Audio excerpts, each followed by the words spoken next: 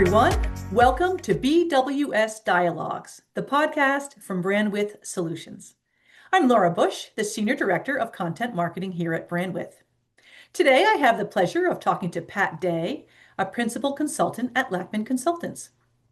Following more than 25 years working in the pharmaceutical industry in compliance and quality, Pat now serves as a consultant to the industry, focusing on areas such as risk management, data integrity and data governance, and supply chain logistics.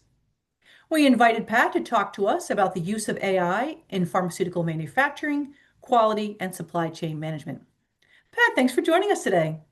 It's great to be here. Thanks for having me. And by the way, 25 years, 30 years, whatever.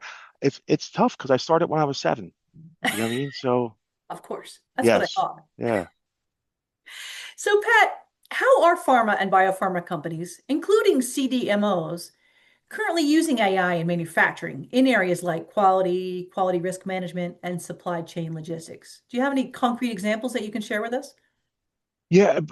I do. And what's really important though is to take that and unwind it a little bit because we in life sciences we fall into the trick of treating it as one industry. It's not really one industry. First, you have to unpack it and say there's like four or five distinct sub-industries. You have the branded novel drugs, the ones that are low volume, higher margins.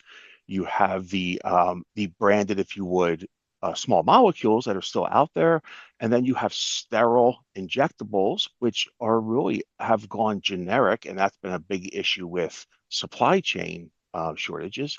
Then you also have over the counter. And then the thing that sits underneath of it, which is almost like a separate industry at times, is the medical device. So first of all, got to really de-layer it before you take this thing called AI. Now, AI being a suite of technology. It's two letters, but it's under the surface, it's much more complex than that. So a lot there is making the right technology for the right application for the right sub-industry. So, what are some of the examples that you're seeing of how people are employing it so far in some of the areas we mentioned?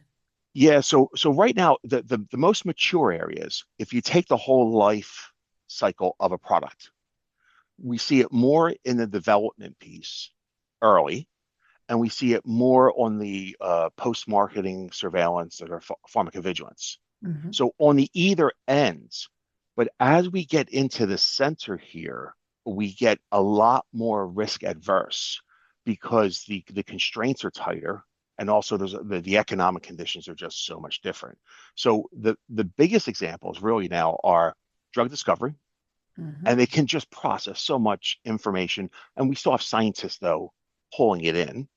Sure. And then we also have on the pharmacovigilance, it's that post-marketing surveillance, which again, it can take this written text, which we never treated like data before. It can take this written text and do much, much slicker analysis, but we're still on that learning curve. Okay, so we're not there, but there are some of the good ones. And in the middle, what's really interesting is some of the things that we're maturing now are just things we've picked up from years ago, like digital twins. That's not the concept's not new, but how we're using the technology for it is new.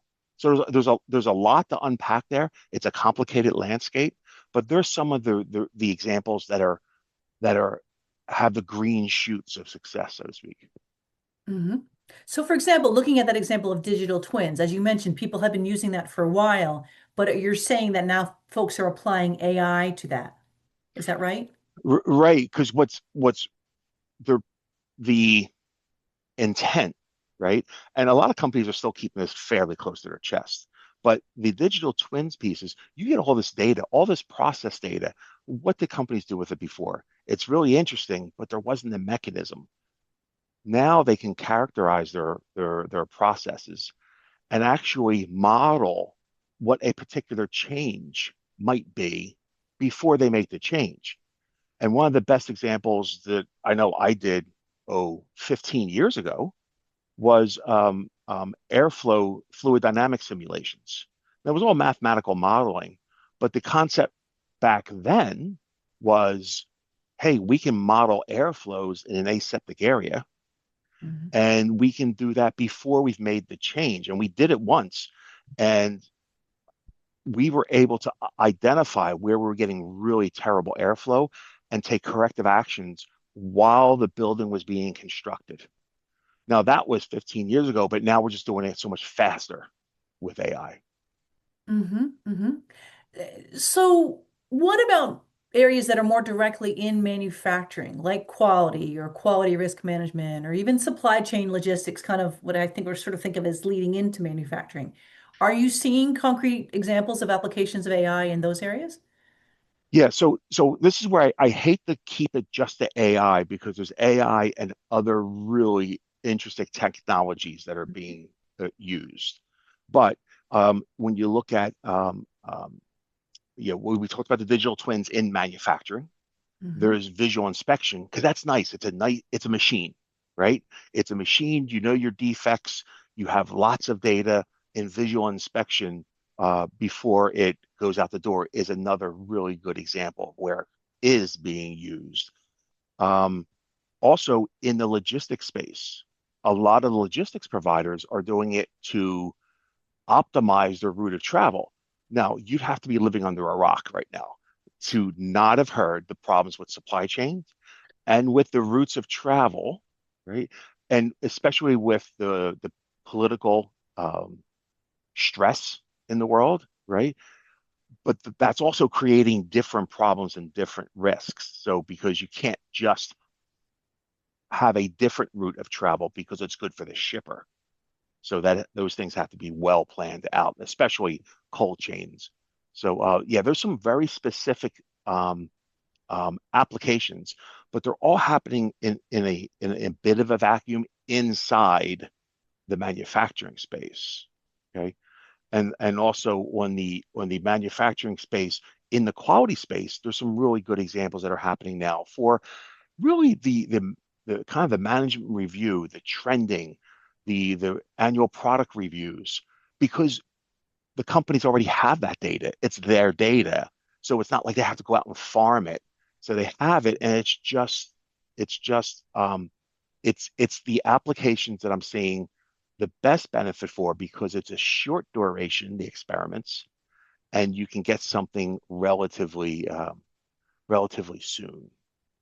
And I would imagine that the data there is already well structured for application of the application of AI. Well, Is that it's true? interesting you say well structured. Okay, well structured is a relative term.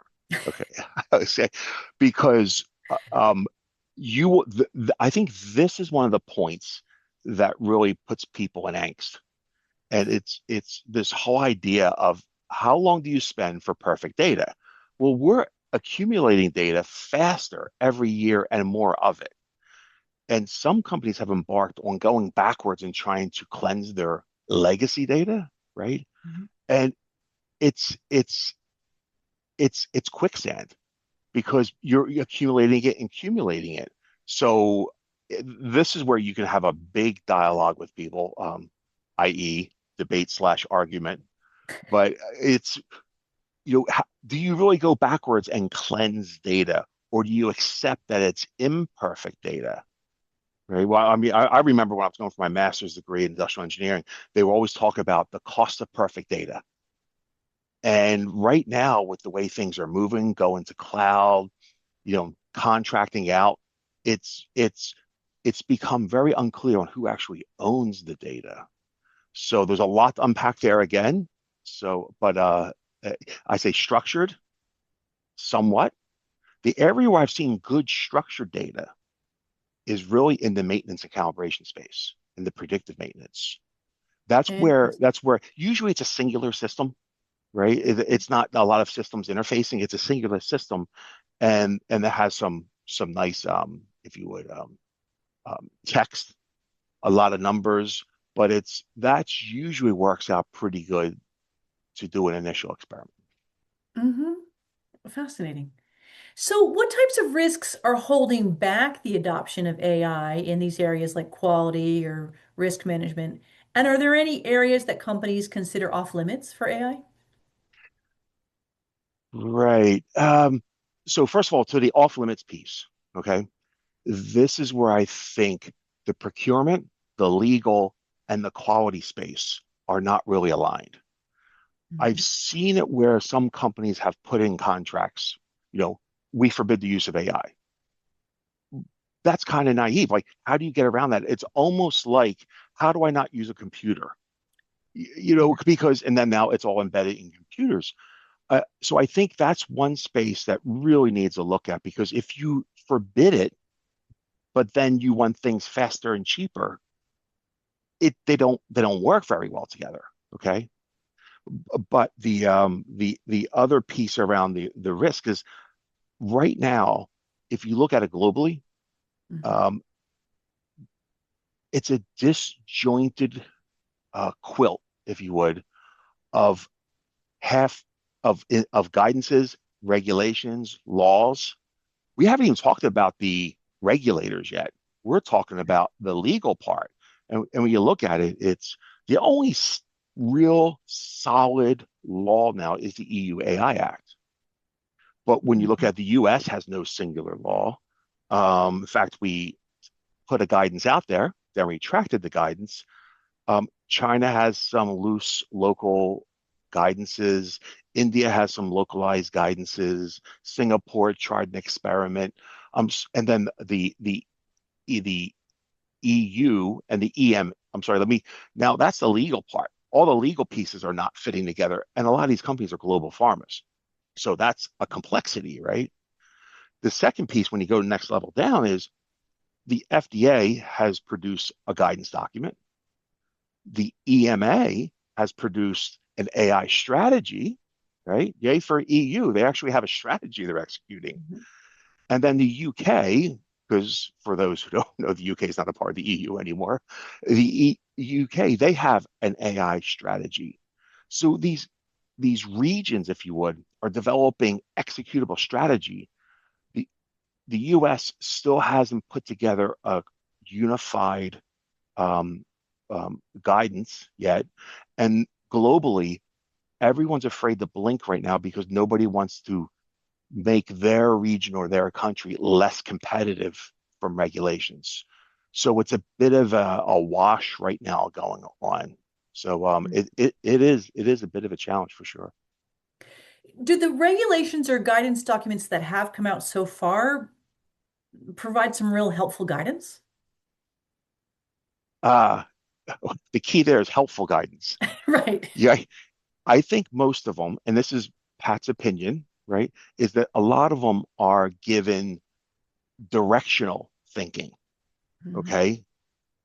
It's interesting. The FDA members that I've spoken to, they're very open. The FDA is not telling us we can't, right? The industry, too many times, is waiting for the FDA to tell them what they can do, or the EMA, or whatever. Fill in your authority of choice. Is but the innovation is expected to come from industry. So there's this it's another odd dynamic is the agencies are not going, they never will tell you what to do, but a lot of companies are waiting for that to happen. And I'm Hmm. saying companies very generically because I know there's going to be some company out there and go, well, we're not doing that.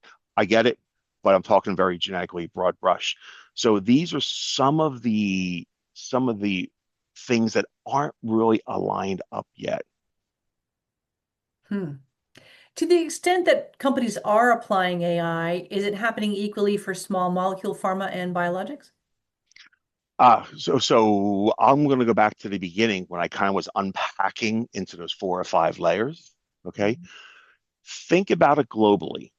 If we're thinking globally, which up until COVID, we didn't do a great job in the US thinking that way, but we quickly became a fast learn. Um, when you look at it, it's what is what is the benefit? What is the problem you're trying to solve? Mhm. Um, and the ROI is different where you are. What do I mean by that? Well, when you think about it, back for those who remember, back in the 90s when email came out, right? You knew you had to have it, but there was no ROI on it per se. So it's kind of the same thing right now because if you're a branded company and say you're a Western facing company, manpower and labor is something that's really desired to, if you would, reduce. Okay. But go to Asia Pacific, manpower is cheap. So the Mhm. ROI for a reduction of labor is a very, very different dynamic, right? In Asia Pacific, if they want to add 10 more reviewers, it's cheap, it's fast, their government likes it because it keeps people working.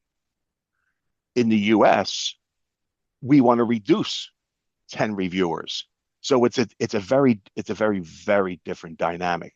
And then also in the generic space, I'll take the middle slice there. In the generic space, you're not innovating new drugs. So the discovery piece isn't yet a player for you, but Right. you want to be efficient in your manufacturing. That's what you want to be. Okay. So then you get to the branded drugs, and it's all about, reduction in complexity, fat, speed to market. So it's either cost or speed. But I think people try to implement AI, not really understanding what they're chasing. Interesting. Interesting. And I could see for the generics companies, I could kind of see it from two different angles, where on the one hand, because their margins are tighter, that if they can use AI in a way that does make things faster and more efficient, that that could be very beneficial for them.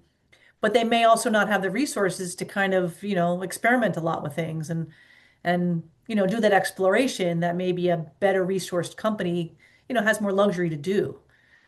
Well, that's interesting you bring up that point because in what you just said lies the next level of thinking around this problem.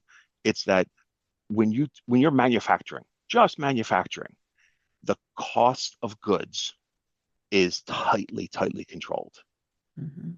So you don't have a lot of excess people laying around saying, "Hey, let's try this new technology," right? I mean, Exactly. face fact, some of the more, if you would, the branded companies with the novel drugs, some of them, their margins are larger, so they have the ability to invest in this a little bit more. So Yeah. that's really that's a huge issue. Yeah. And a lot of those innovator companies sometimes even have a whole department that's just about innovation and, of all types. So I would think that they would have more ability to kind of explore. Yeah, it's interesting because when I was speaking at the Hong Kong Bio Conference in September, and they are pumping money into this Shenzhen economic zone, and it's nothing but AI-driven drug discovery. Okay, so what Mm. they're doing is they're becoming a huge hub for this, and the Western companies are really starting to jump in there and say, "Let me see what you got," Mm. right? Because it's already been developed. Because companies have found that you know the R&D piece is expensive in the West. Maybe there's something out there we can just in-license or buy. Yeah, fascinating. So, what are some of the challenges that companies are facing as they're trying to implement AI, and particularly as we try to look at those areas like manufacturing and quality? And getting back to that point you're making about there being different sectors within the global pharmaceutical industry, are those challenges different for different types of companies? And the slice that I would want to consider is the differences for CDMOs versus sponsor companies. Right, right. So again, the CDMOs, manufacturing, cost of goods. I remember I'm a black belt Lean Sigma person, and remember in the early 2000s, right?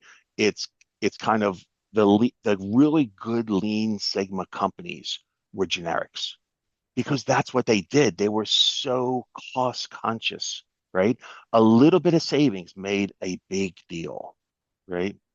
Where the branded companies, it wasn't as big a deal. They wanted to definitely cut cost, but they weren't as price sensitive. It's just a fact, right? So that is probably one of the biggest issues, and also one of the biggest risks is if you're a CDMO, you don't have that big public name, so you are very risk adverse. I'm sorry, the CDMO is less. I'm not saying they're risk adverse. They're just less risk adverse than the company with the big branded name that's out there. I mean, when I give talks, I always talk about it's a horrible, tragic example, but it's the Deepwater Horizon, the oil rig that exploded in the Caribbean, right? There Mhm. was something like 132 subcontractors on it. Um, and there was, I think, four BP employees on it. Three of them were visitors, but the press showed up at the BP, um, um, his house's headquarters, whatever. So Mhm. that it's the reputation. So they're very risk adverse, not only with the profits, obviously the margins, the patient, but also the reputation, because there's that thing called goodwill is what's the value in a reputation. Mhm. So Mhm. that's the risk. That's why some Interesting. companies, when they file their Security Exchange Commission 10Ks, you'll see more and more companies are saying, listen, we know AI is a risk, but we're doing it, but they're publicly disclosing it.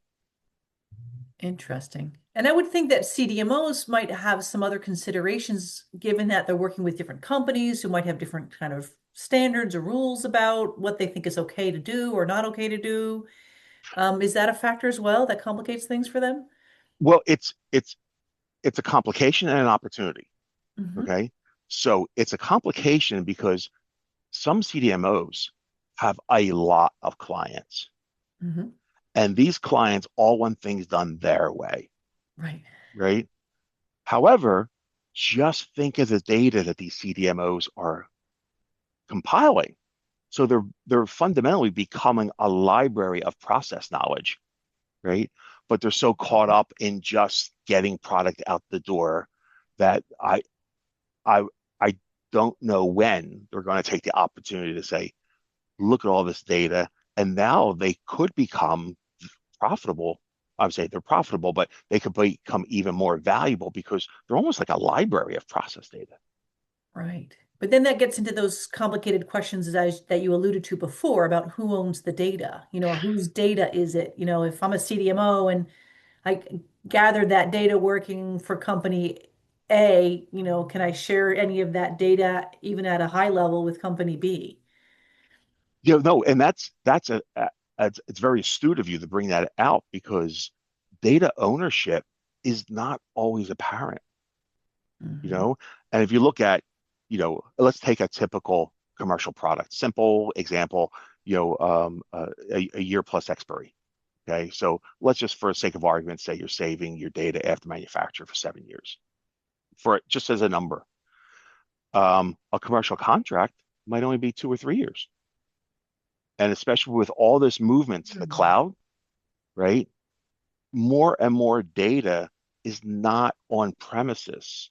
And I actually did a blog on this because I do a lot of blogging on this topic.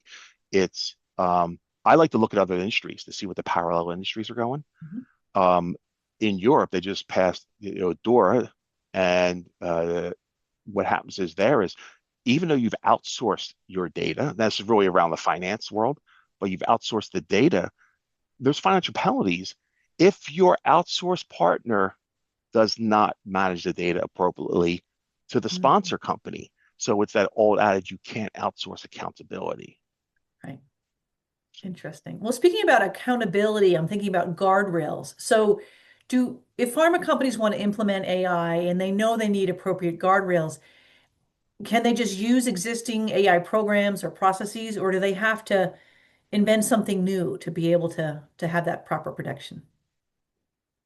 My personal opinion is I think it's dangerous to try to recreate something new. What can you leverage and grow? And I do a lot of work with companies in maturing their data governance. Okay, because everyone thinks data governance is a process.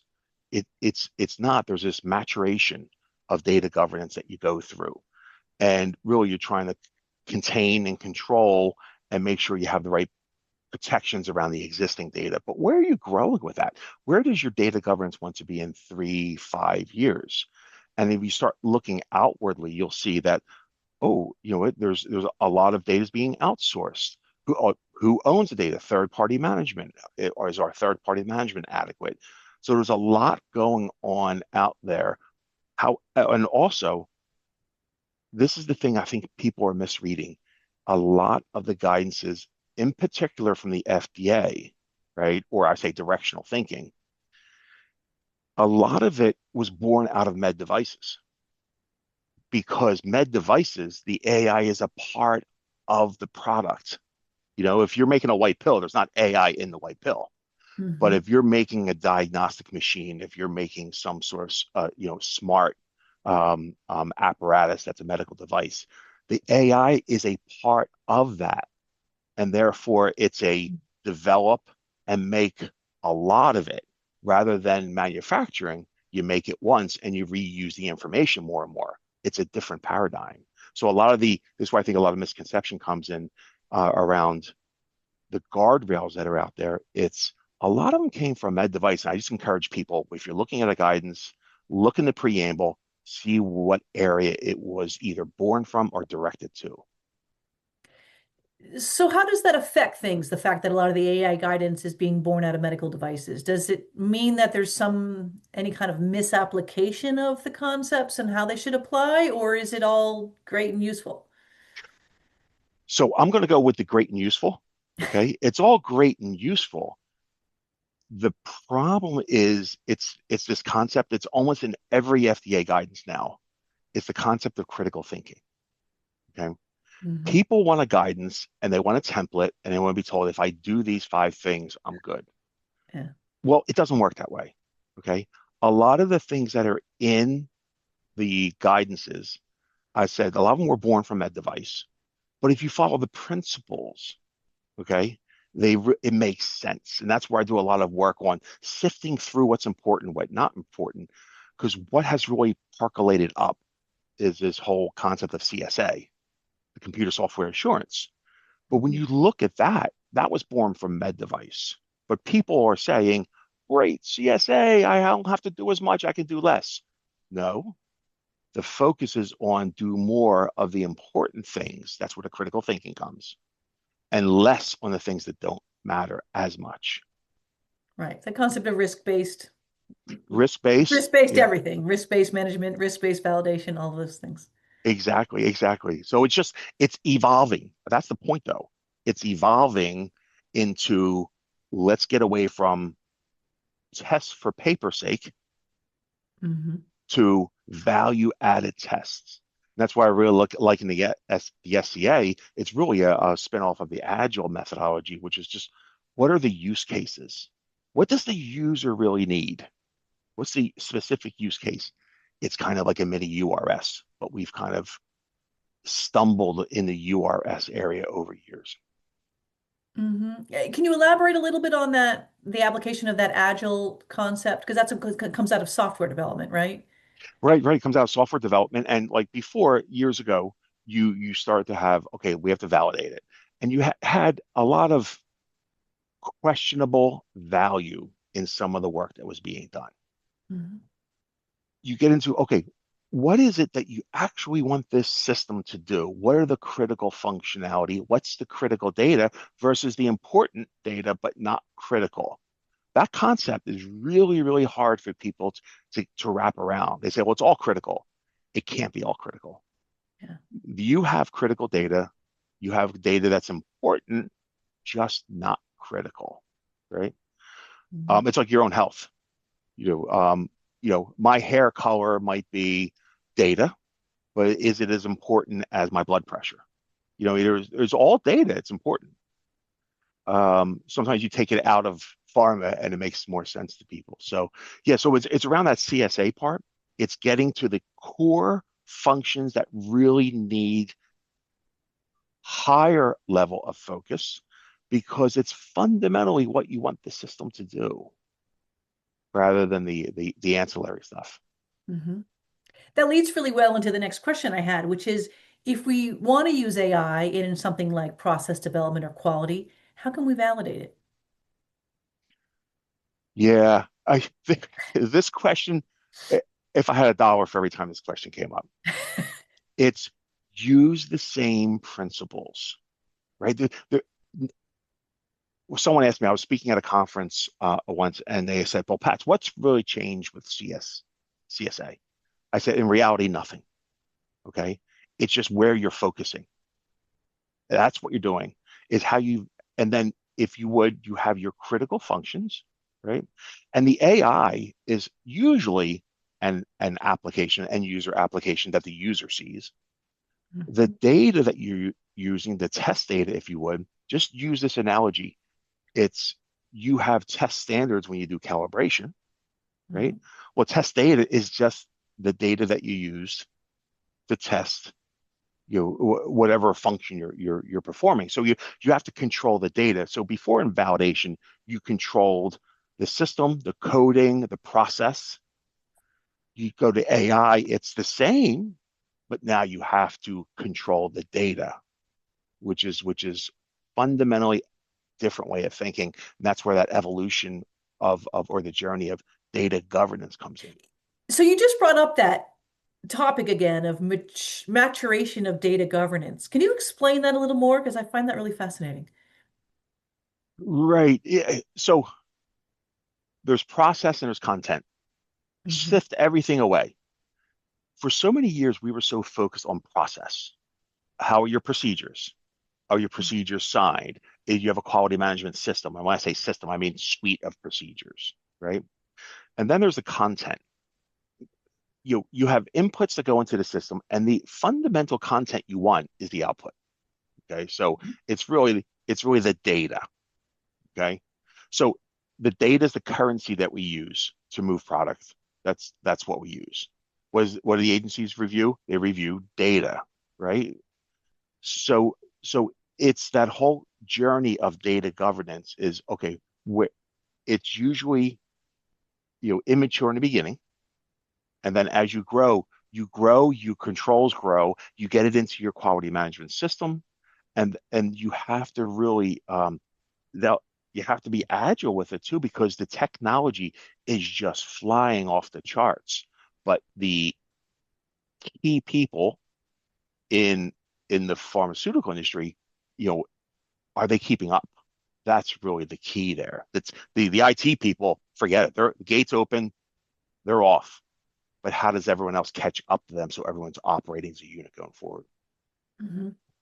So if I'm understanding correctly then, so an organization that has greater maturity in its data governance, I might explain it in my own words as more maturity and sort of understanding your data and understanding what your data is telling you and then being able to apply it perhaps more quickly based on the feedbacks you're getting. Is that a fair assessment? No, I think you did a better job summarizing it. But because what do you want to do? You want decisions, you want to make them faster, you want to make them cheaper, you want to make them higher quality decision, right? Right. Because any decision is only as good as the next best alternative, right? So when you look at Right. it that way, okay, what's my next best alternative? Okay, my decision I'm making with this data, we go back to cleansing data, you know, Mhm. maybe good enough is good enough.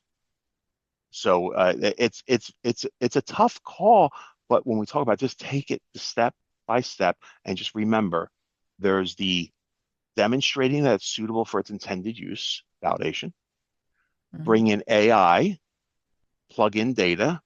Now, to really hit what you had just said is if you look at the EU AI Act,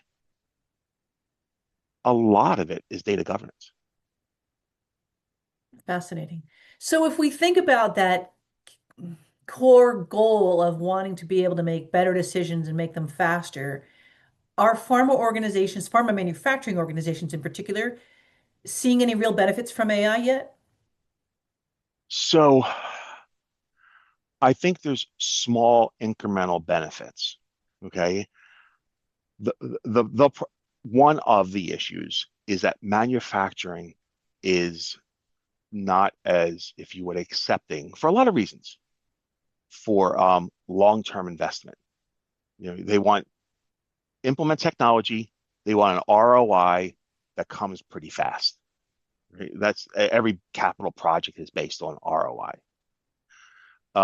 So there are some instances that are coming through, um, like I was saying about the preventative maintenance, um, um, investigations, using AI to start looking at investigations because in the industry we take like investigations, then we say we're going to trend them, right? Okay, we're going to trend them, and we put them in these Paretos, and then you get 80% of your risk is with human error. So what's that mean, right? We're not letting the data speak. So there's a little bit of we have to let the data speak more. I think though in some of the front ends, like in management reviews, management needs to understand a lot of information in very simple terms. This has a real good opportunity to do that. And it's not as risky, so to speak, as shop floor vial filling data, so to speak. Mhm. Okay. Mhm. So that's always a good space that and a lot of people are doing that. Starting with um, you know, um, just look at what the FDA is doing. I mean, the FDA is actually publicly um, um, displays their AI experiments they're doing. And what I really like about that concept, and this is something that's not comfortable in manufacturing, is the concept of experimenting and failing fast.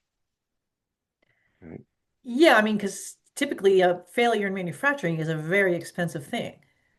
right. Right. It's a because they're blindly relying on the output without going through several experiments to say, what are we learning? So you can do an experiment for the purpose of learning. Hmm. Okay. You don't claim it, a lot of control. But then what some companies are saying is, hey, let's implement this. And by the way, in order to fund it, you have to have an ROI of 18 months. That's a Hmm. different level of pressure Hmm. So you because just, once you release, I'm sorry, once you no, release no. the people, you don't get them back. That institutional knowledge walks out the door. You mean the people who say developed the new Oh, application? I'm sorry. When you want the ROI, right? Hmm. What people always chase in the West, right? Remember, we have the West and the Far East. In the West, people are a lot of times the the um, the ROI comes from labor reduction in labor. Hmm. So, but once that reduction in labor, once that lever is pulled, and those people are out, then what happens then is that institutional knowledge is gone, and it's, oh my goodness, this AI solution is not working quite well. That's why I'm big into a lot of sprints. Do your bucket of sprints for learning, and then roll into what you actually want to do with it because it's a journey. It's not something you go to a trade show say, give me two of them, I'll be more efficient. Interesting. So that brings me back to the conversation we were having earlier about where do the risks lie? And you just named another risk, which is sort of feeling like, oh, well, we've gained some big advantage here and we've gained some efficiency. So now we can cut our staff, but maybe you jumped a little too soon and then you lost a lot of institutional knowledge. Yeah, I think there has to be a little bit of patience, right, with the deployment of AI. And then two, I think the industry needs to work in shorter, smaller, focused sprints for the purpose of learning. Hmm. There's nothing wrong to do something for the purpose of learning. Can you give an example of what one of those short sprints might look like and like in what particular area would it be or and how do you make it a short sprint? Well, first of all, if you go back to Agile or CSA, it's a very focused use case. Okay. Hmm. Up front, you have to state that this is for the purpose of education, right? Um, two is you it, you have to identify what's the issue you're trying to solve, right? Some companies they go, let's get AI, right? But they don't know what problem they're solving. I'm going back to my email, right? When email came into the world, everyone had to have it. No one was really sure what the problem was they were solving, but a lot of admins, it became a much less volume of a career because of it. Yeah, interesting. So a few minutes ago, we were talking about applications that show some areas of benefit. So you mentioned investigations, for example. Is there kind of a next tier of application areas where you can see that companies might move into kind of that next level where there can be some real benefits? Yeah, I think one is actually this is the one I'm really surprised no one's looking at. Okay, it's I talked about the difference in capabilities. Your IT group was way off, right? AI is a fantastic area to develop your quality and regulatory folks. Because if your QA group, who has to approve any change, right? And they have to exercise oversight. How are they going to exercise oversight if they don't have the requisite data skills that are needed? Right? It's just like I keep saying years ago, but I see things happening again.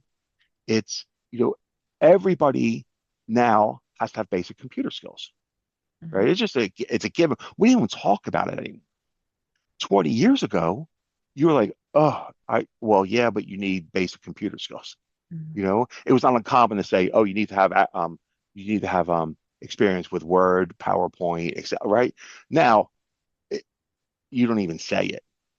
But I think that's one of the things, it's the capabilities, and you can use it as an advantage to develop your teams, right? That's one very, very real thing.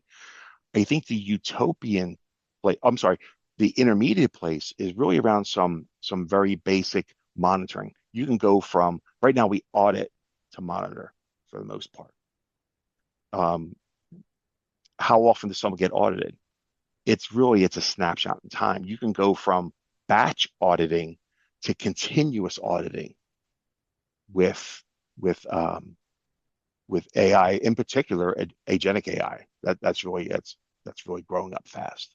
So there's these very simple use cases. In fact, I'm just writing a paper now. It's just really around how to look at, in a sterile area, you have to do media fills, making sure that people are trained in the media fills and constantly monitoring it. Right now, it's mostly kind of a paper exercise. Interesting. So when you were talking a moment ago about staff development, am I hearing you right that you're kind of saying that the implementation of AI is an opportunity for staff development, I think maybe in a dual fashion, both in terms of their actual skills in, I don't know, AI tools and, data management tools and maybe data interpretation skills. And then, and I say the dual side, I kind of think of it as going back to that critical thinking element that you were talking about before, because it's also, what does it really mean and how do I interpret the data? If you're going to do business in France, you got to learn French before you do business in Mhm. France, right? As a crazy analogy. Well, you have to learn basic data terms and terminology and have some requisite understanding and capabilities in data understanding, how it might be used, okay? And data integrity and data governance, okay? Mhm. And the benefit though is if you can get your QA people and your regulatory affairs folks on board with that. There was a group I was with once, and we were talking to some of the agency officials.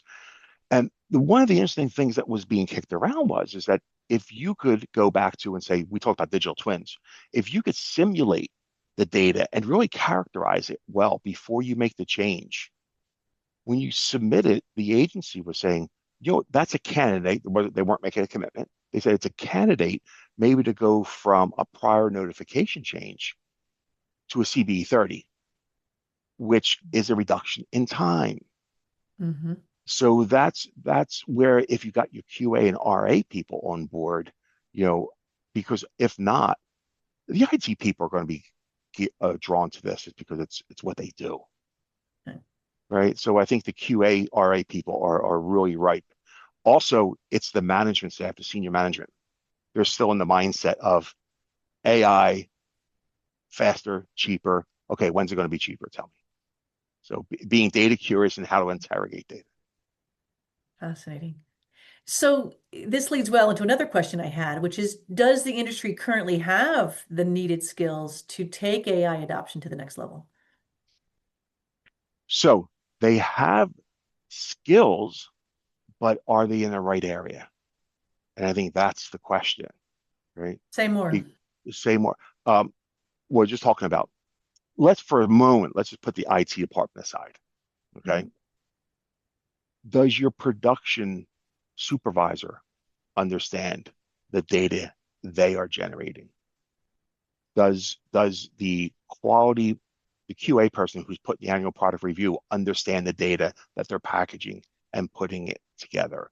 Does the regulatory affairs understand the data that's in the application, what the impact is, what's critical, what's not critical, and how much control are you going to put around this? Because that data could be the data you need to control to do what AI can bring for you. Fascinating. So, pivoting a bit here, there's a lot of talk about an AI bubble. Is this something that you think might affect the life sciences broadly and pharma manufacturing in particular? Right. Yeah. So they say there's no such thing as a free lunch, right? Yeah. And it's one of the things that everybody wants AI. What Mm, does AI need? AI needs data.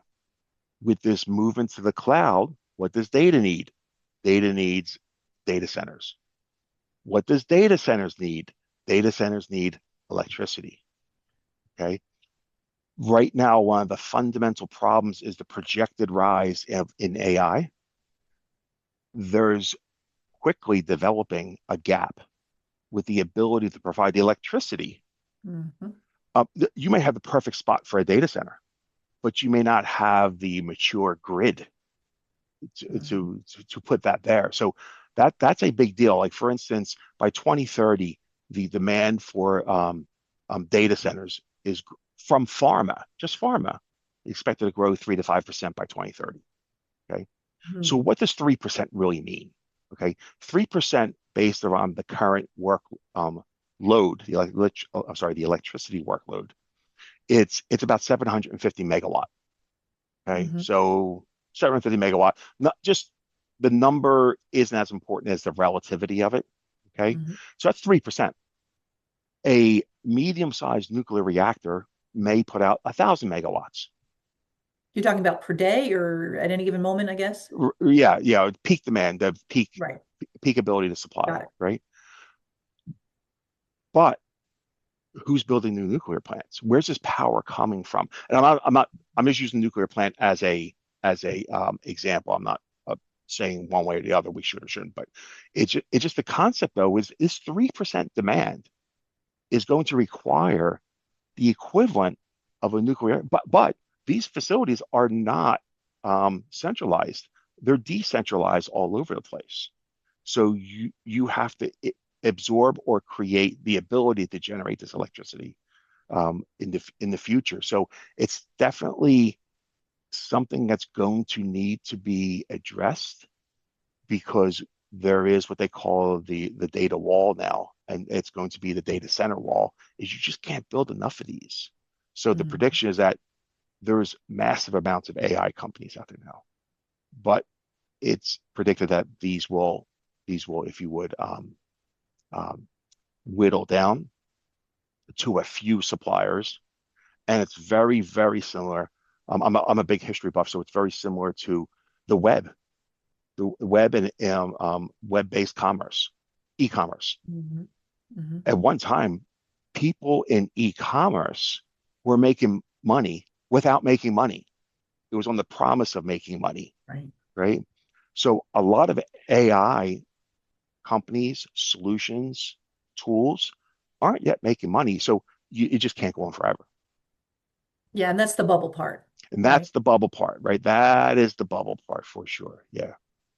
So Yeah. so I think that's the thing that like all good things come to an end. This rush at some point in time, I feel personally, that's my personal opinion, is the research I've done is there's going to be a significant reset, but we don't know when yet. Hmm. Going back to the question of power, I mean, this is fascinating and it's something that affects all of us because I know a lot of people are talking about that and how, what are the impacts on the planet? And then, in a more shorter term is what are the impacts on all of our pocketbooks? Because, electricity is something that's generally a public good and it's a public utility. And when there's a demand that comes from data centers and industry, well, we all really pay for it, whether we're working in that industry or not or benefiting from it. And that's a big issue. Do you foresee then, given that, say, pharma companies may have this 3 to 5% increase in energy consumption because of their use of AI, that they'll start building their own power plants? Well, I'll go back to ROI, right? Mhm. There was a good case study I was reading. It was about in Arizona. They just general data center stuff, right? Not pharma, but they needed to build another generating station for the AI, for the data center that they wanted to build. Well, companies don't have it in their budget to build the power generation and the data center. Usually that falls on the government. Right now, the governments aren't exactly have the appetite to spend a lot of money to increase all these power generating stations. Yeah. Yeah. And then of course, when you mention a place like Arizona, I think about water consumption. That's another Well, big issue. that's a huge issue, but I didn't want to confuse it too much. Sure. Electricity is probably the one that is the bigger line in the cage right now, but water is absolutely a fast follower. Yeah, absolutely. So if we're looking forward then, and kind of wrapping up this wide-ranging conversation we're having, if you're giving some advice to pharma companies as they're either trying to embark on the use of AI or maybe continue and expand it and step up to the next level, do you have any particular advice for them, and particularly for getting into areas like quality and manufacturing? So I think the biggest piece is stop chasing numbers you hear in the news, and just do something. That's why I go back to these small experiments. Hmm. Okay. Because if you haven't started now, you're probably really far behind.